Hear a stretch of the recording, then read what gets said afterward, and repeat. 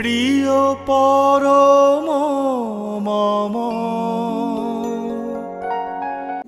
जो हमारे जीवन के पल पल पे हमारे मार्ग दर्शन करते हैं, उनकी छत्र छाया, उनका आशीर्वाद मेरे सर पर बराबर रहता हो, 24 घंटा रहता हो, वैसे सदगुरु को पकड़ना, सदगुरु को प्राप्त करना और उनसे दिए गए, उनके द्वारा दिए गए विधि विधान के अनुसार चलना ही हमारा ये 4 गुरु का रूप है। और हम गुरु को कैसे पकड़ें, कैसे जाने, कैसे समझें, ये और कैसे चलें, ये है सबसे पहले कि हम गुरु को कैसे पकड़ पाएंगे। तो सबसे पहले है हमारे अंदर में वो उत्सुकता, वो चीज जो मैंने सुना, बिन गुरु न हो ही ज्ञान। मैंने कभी ज्ञान के लिए मैंने सोचा ही नहीं, मैंने सुना भी नहीं कहीं कि हमको गुरु को पकड़ करके चलना है। हमने ये तो सुना, जैसे राम आए, उनके भी गुरु वशिष्ठ जी थे, कृष्ण आए, उनके भी गुरु संदीपनी गुरु थे, उसके बाद आपका रामकृष्ण परमहंस जी आए, उनके भी गुरु, जब वो माँ काली उनको कही कि आप गुरु की दीक्षा ले लें, तो उन्होंने कहा माँ आप हमारे साथ हैं, आप हमको मिल गई हैं, फिर हमको दुनिया में और क्या चाहिए, हमें तो किसी चीज की जरूरत नहीं है, हम पूर्ण हो गए हैं आपको पा करके।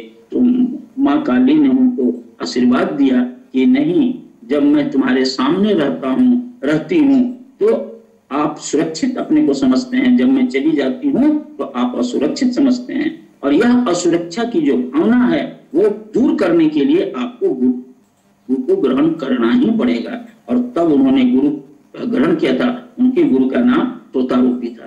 तो हम लोग ये देखते हैं, हम लोग राम की पूजा करते हैं, हम लोग कृष्ण की पूजा करते हैं, हम लोग रामकृष्ण परमहंस की पूजा करते हैं। वो सारे जो अवतारी लोग हैं, वो सारे लोग जब गुरु को ग्रहण किए हैं, तो हम लोग उनसे कितने बड़े हैं या हम लोग कितने ऊपर हैं, जो हम लोगों ने कभी जीवन में सोचा नहीं कि गुरु को पकड़ना है। ये दूसरी बात है कि गुरु जो है वो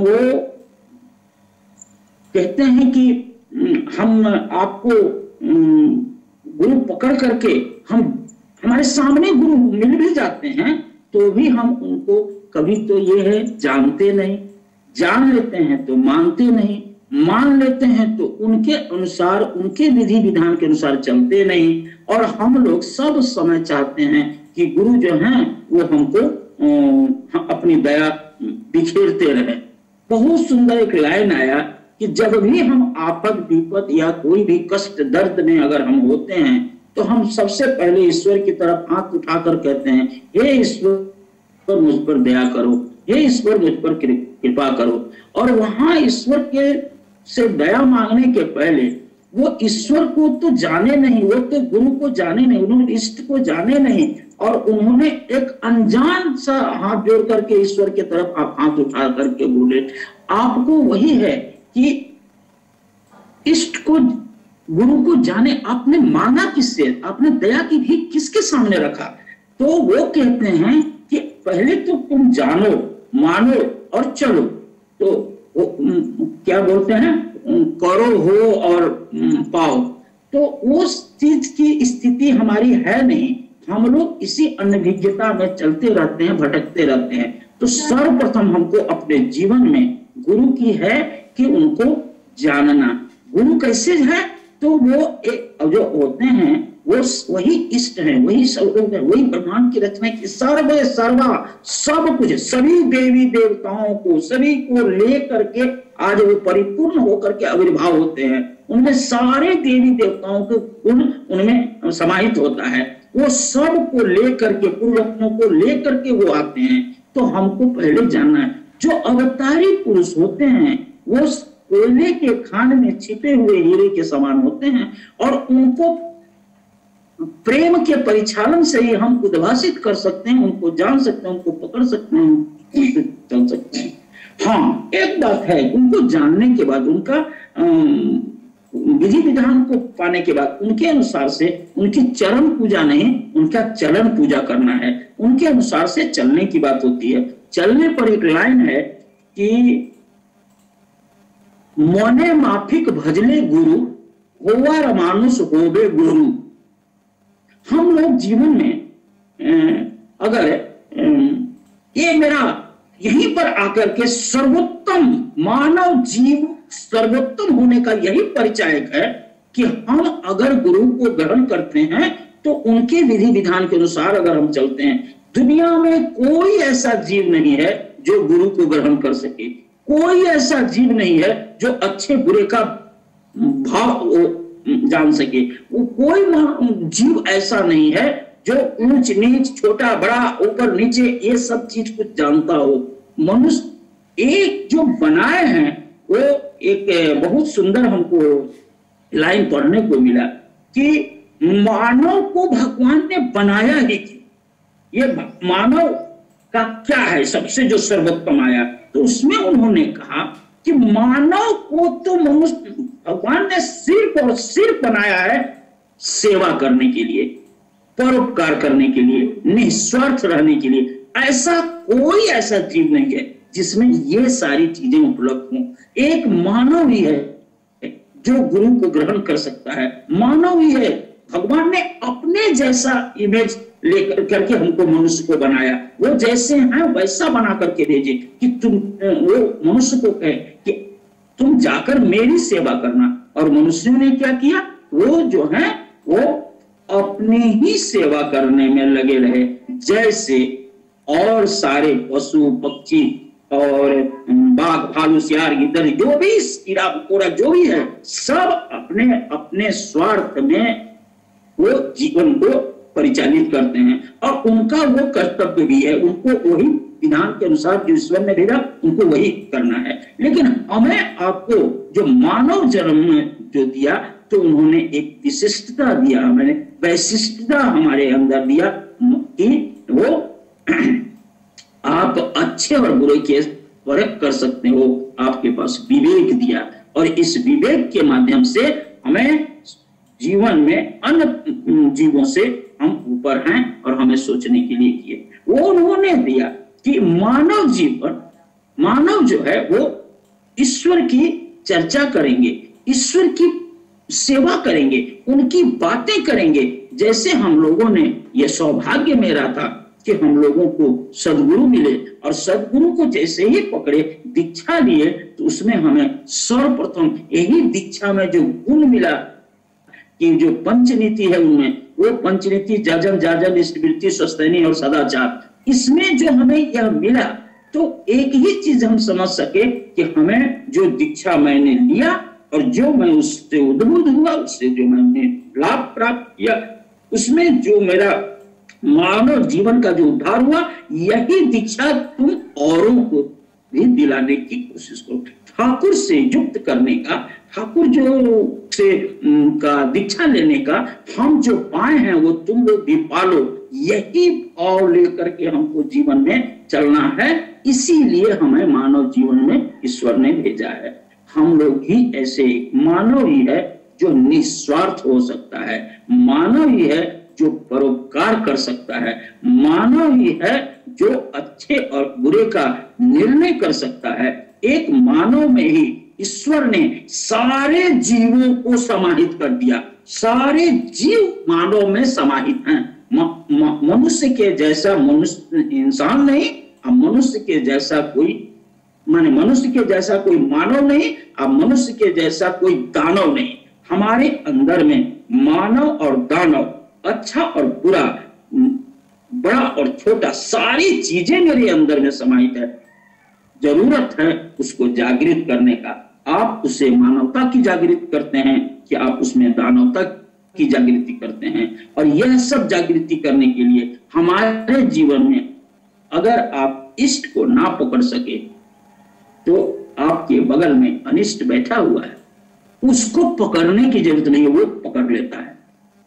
यही फर्क है हमारे मानव को अंदर कि अगर मानव ने इष्ट को नहीं पकड़ा तो अनिष्ट उसके बगल में है, वो पकड़ लेगा। अगर हम अपनी वृत्तियों से को नियंत्रित नहीं कर सके तो हमारे बगल में हमारी जो वृत्ति प्रवृत्ति है वो हमको पकड़ लेगा और हम उस वृत्ति और प्रवृत्ति को नियंत्रित नहीं किए तो वो हमको नियंत्रित करने लगेगा। यही चीज जो सूत्र है, इष्ट को ना पकड़ो तो अनिष्ट तुम्हें पकड़ लेगा। अगर वृत्ति और प्रवृत्ति को नियंत्रित ना कर सके तो वो वृत्ति और प्रवृत्ति तुम्हें नियंत्रित कर लेगा, मानव को नियंत्रित कर लेगा। हमको इससे बचने के लिए हमें इष्ट को लेकर चलना ही होगा। अगर मैं जीवन में, इस मानव जीवन में अगर मैं इष्ट को ना पकड़ सका तो पता नहीं, मुझे नहीं पता कि अगला हमारा जन्म क्या होगा और कैसा होगा। हम अपने कर्म फल को ही भोगते हैं। कर्म फल के भोगने पर आपको हम एक चर्चा करते हैं कि एक गुरु भाई बूढ़े हो गए थे और वो करीब करीब अलस्त हो गए थे। अलस्त मतलब कि उनके हाथ पांव नहीं चल रहे थे, पांव नहीं चल रहे थे और उनका आंख भी करीब करीब खराब हो गया था और वो बिछावन पर ही सारी अपना कार्यक्रम करते थे। तो वो उनके 2 बच्चे थे, दोनों बहुत सेवा करते थे, दोनों का परिवार था, वो सब सेवा करते थे। लेकिन इतने ज्यादा दिनों तक वो बीमार रहे और बिछावन पर पड़े रहे तो वो अपना कर्मफल का भोग भोग रहे थे। इस बीच में उन्होंने जब जब आवाज लगाया तो बच्चों को आने में देर होने लगी। ऐसा कभी कभी हुआ कि उनको बिछावन पर भी उनको अपना जो क्रियाक्रम करना पड़ा, तो बहुत दुखी हो जाते थे। फिर वो लोग तो कभी कभी आके सेवा करते थे। अकस्मात देखते हैं क्या कि जब भी आवाज लगाते हैं, जैसे ही अपने बेटे का नाम लेके आवाज लगाए तुरंत पहुंच गए।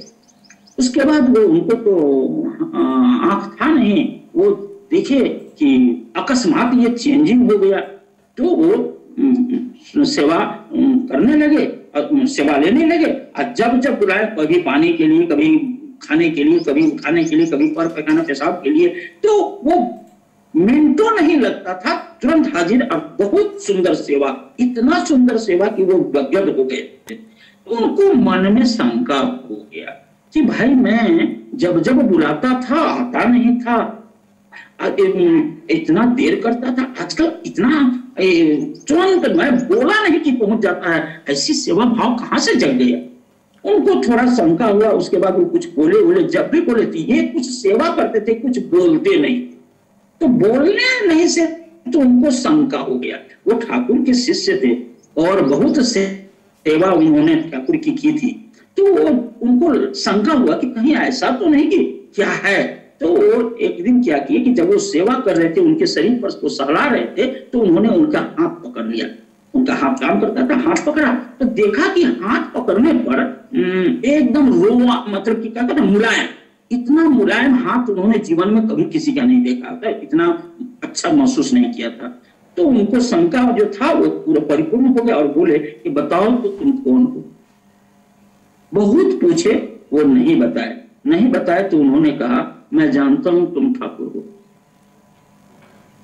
अच्छा एक बात बताइए ठाकुर, आप हमारे इष्ट होकर, आप हमारे सदगुरु होकर, आप हमारे भगवान होकर के आप हमारा और पैखाना ये सब गंदी चीजों को आप साफ करते हैं, क्या ये इससे हमको पाप नहीं लगेगा? मुझे पाप चढ़ा रहे हैं? अरे जब आप सब कुछ कर सकते हैं तो आप मुझे मुक्ति क्यों नहीं दे देते? मुझे मुक्त कर दीजिए प्रभु, हमारा ये गंदगी से मैं पापी बनता जा रहा हूं। तो तब ठाकुर ने कहा कि ये जो कर्म फल है, ये जो तुम्हारा कर्म भोग है, ये जो भोग का है, यह भोग भोगना ही होगा। इसको तो मैं चाहूं तो मैं आपको मुक्त कर सकता हूं, लेकिन अगला जन्म जब आप लेंगे तो ये सारे भोग आपको अगले जन्म में भोगना होगा। इसीलिए हम लोग कभी कभी कहते हैं ना कि स्वर्ग और नर्क, तो स्वर्ग और नर्क कहीं और नहीं है, वो स्वर्ग और नर्क यही है। यहीं पर हमारे कर्मों के फल यही मिलते हैं, यहीं पर हमको पूर्व जन्म का कर्म फल और इस जन्म का भी कर्म फल हमको इस जन्म में ही भोगना पड़ता है। अरे वो चादर रखो, तो भोगना पड़ता है। हम लोग इसी को देख करके ठाकुर ने कहा कि हम आपके इस कर्मफल के भोग को हम आपके साथ मिलकर हम इसको भोगवाते हैं, ताकि वो जो है कर्मफल को भोगवाते हैं, ताकि आप जो आपके जो भोग हैं वो इसी जन्म में समाप्त हो जाए, ताकि आपको जो जन्म दूसरा हो तो आपको फिर से वो कष्ट ना भोगना पड़े। यही हमारा है क्या, कर्म फल। ये कर्म फल पर मैंने एक पढ़ा था, उसमें मैंने ये देखा कि ठाकुर स्वयं आपको कर्म फल को वो भोगवाते हैं। इसी तरह हमारे जीवन को जितने भी हैं वो चर्चा करने के लिए, हमको इष्ट को पकड़ करके चलने के लिए हम बहुत सारे चीज ऐसे करके चलते हैं। मैं यही समझता हूं कि भाई जो भी लोग हैं आज ठाकुर को जिन लोगों ने पकड़ लिया वो बहुत बड़े भाग्यशाली हैं। अगर वो भाग्य बस अगर वो लेकर के नहीं चले तो उनका आज इस जन्म में कई जन्म उनको लेना पड़ेगा, और वो अपना ये जो है वो उनको भोगना पड़ेगा।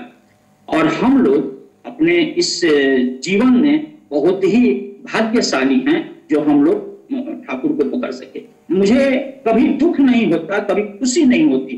जब कोई दीक्षा ले लेता है तो मैं खुश नहीं होता, जब कोई दीक्षा नहीं लेता है तो मैं दुखी नहीं होता, क्योंकि मुझे मालूम है कि जानते हैं इष्ट को पकड़ना उन्हीं की इच्छा से आदमी की दीक्षा होती है।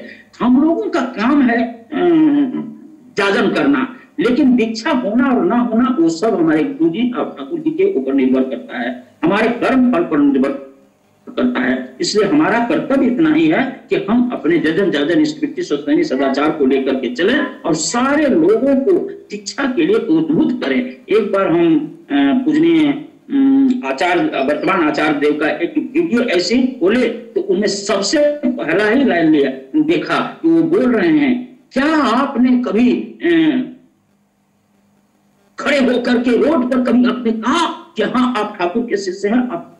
आपको तो शर्म आती है, आपको तो बोलने में संकोच करते हैं, आप तो जगह की तलाश करते हैं, आप तो समय की तलाश करते हैं कि कहां जाकर के मैं इसकी चर्चा कर सकूं। आपने ऐसे गुरु को पकड़ा है, आपने ऐसे सब गुरु को पकड़ा है जहां पर आप पागल की तरह भी जो है वो कह सकते हैं कि मैंने ठाकुर को पकड़ा है, मैं ठाकुर का शिष्य हूं, मैं ठाकुर को लेकर चलता हूं, आप लोग भी ठाकुर को लेकर चलो। ठाकुर क्या है और ठाकुर को लेकर के क्या करके चलना है ये। तो इस प्रकार से हमारा ठाकुर जी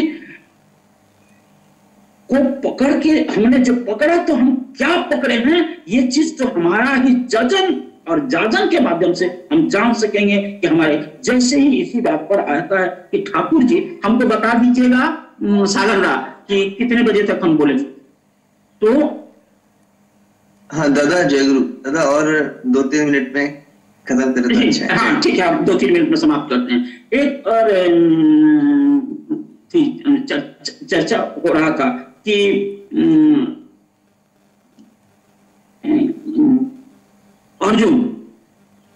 अर्जुन जो है महाभारत के कुरुक्षेत्र में अर्जुन सारथी के रूप में कृष्ण है, और कृष्ण ने पूरा गीता ज्ञान उनको दे दिया जब अर्जुन युद्ध नहीं करने लगे तो वो पूरा ज्ञान दे दिया। फिर भी वो कहते हैं अर्जुन, उनको कृष्ण को वो मित्र समझते हैं, दोस्त समझते हैं, तो वो उनकी ये सारी बातें उनके दिमाग में नहीं आ पाई। वो बोलते हैं तुम इतनी अच्छी अच्छी बातें कैसे बोल लेते हो, तुम तो मेरे मित्र हो, तुम्हारी बात में क्यों मान लूं, तुम हो क्या। तो उन्होंने कृष्ण ने उनको अपना विराट रूप दिखाया। तुम जानना चाहते हो कि मैं कौन हूं? जैसे ही अपना विराट रूप दिखाया तो अर्जुन का आंख चुंधिया गया, उस रोशनी को वो उनकी आंखें देख नहीं पाया। तो वो बोले मुझे तो कुछ नहीं दिखाई पड़ा, सिर्फ प्रकाश, इतना लाइट दिखाई पड़ा, इतना प्रकाश दिखाई पड़ा कि मैं मेरी आंख बंद हो गई। तो बोले कि तुम इन नंगी आंखों से तुम नहीं देख सकोगे, तुम्हें उन्होंने तब उनको दिव्य दृष्टि दिया, और दिव्य दृष्टि दे करके तब वो कृष्ण का वो विराट रूप दिखे। विराट रूप जैसे ही देखे तो बोले यार ये तो सास मेरे समझ तो एकदम ईश्वर हमारे सामने, भगवान हमारे सामने में हैं, ये हमारे जो कृष्ण हैं। तो उन्होंने उसी समय उनको दंडवत किया और गांडी उठा करके युद्ध के लिए प्रेरित हो गए और युद्ध करने लगे। तो जब तक अर्जुन कृष्ण को मित्र दोस्त समझता रहा, वो उनकी बातें नहीं समझ में आई। हम लोग भी ऐसे ही बहुत सारे हजारों प्रवचन देने वाले लोग, जो गुरुजी महाराज जी, जैसे कुल गुरुजी स्कूल के, तो प्राइमरी स्कूल के भी टीचर होते हैं, गुरु होते हैं, और यूनिवर्सिटी के पीएचडी होल्डर और जो करते हैं मास्टर डिग्री को पढ़ाते हैं वो भी टीचर होते हैं। लेकिन अंतर यही है कि हम लोगों को जब सदगुरु को जब है, ठाकुर जी ऐसे ही चलते फिरते एक गुरु जी हैं, बस प्रवचन देने वाले हैं, हमारे यहाँ तो प्रवचन भी नहीं होता है। तो उसको जानने के लिए, ठाकुर के विराट रूप को जानने के लिए ठाकुर ने जो पंचनीति दिया है उसके ऊपर चलना होगा। और जब तक हम उनके उस विराट रूप को नहीं जान लेंगे, नहीं मान लेंगे, तब तक हम वही दीक्षा, जो दिव्य दृष्टि है, वो दीक्षा और स्वस्तैनी के माध्यम से हम इसको, ठाकुर को के विराट रूप को देख सकेंगे और हम उनको पहचान सकेंगे कि मैंने कैसे सदगुरु को पकड़ा है। क्योंकि आजकल मैं रोज गांव हम लोग जा रहे हैं, तो गांव में एक आदमी पूछा कि हम तो फलाना यहाँ भागलपुर में कुप्पा घाट में महर्षि मिहिरदास और अन्य सब, मैं शिव के चर्चा का मैं दीक्षा लिया हूं। तो मैंने यही बात उनको कहा था कि बस इतना ही फर्क है कि कुल गुरु जो हैं, जो कान में फूकते हैं, जो देते हैं, वो अगर वो हैं प्राइमरी स्कूल के टीचर और आपको पढ़ना है यूनिवर्सिटी में, तो प्राइमरी स्कूल के टीचर क्या आपको यूनिवर्सिटी में पढ़ा सकते हैं? उसी तरह से सदगुरु का, एक महाराज जी के बारे में मैंने सुना, देखा था कि वो 42 गुरु की दीक्षा लिए थे, तब उनको सदगुरु प्राप्त हुआ था। हम लोगों को जीवन में, हम लोग इतने बड़े भाग्यशाली हैं, इतने हमारा कर्म फल शायद इतना अच्छा रहा होगा कि हमको एक बार में हमको सदगुरु मिल गए। और मुझे तो व्यक्तिगत अनुभव बोले थे, मैं बता नहीं पाया कि मैं अपने ही घर में 14 साल के बाद मैं दीक्षा लिया हूँ। मेरे घर के सारे, मेरे माता पिता, भाई बहन, भाई भतीजा, जितना, मेरी बहन, मेरी पत्नी तक भी दीक्षा ले ली थी। उसके 4 साल पहले मेरा पत्नी का दीक्षा हुआ है।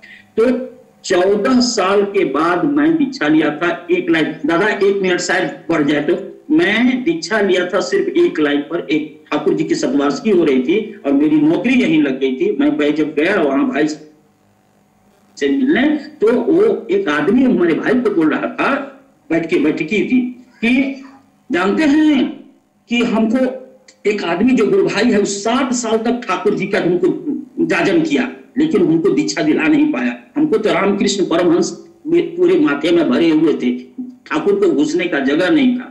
तो मैंने कहा कि चलो मैं पकड़ लेता हूँ इस बुढ़ा को, अगर ठग होगा तो छोड़ के भाग जाएंगे, हाँ कौन हमारा हाथ पकड़ेगा। और तब मैंने दीक्षा लिया। और दादा आज हम यही महसूस करते हैं कि 7 साल तक दीक्षा नहीं लेकर करके मैं 7 जन्म पीछे हो गया।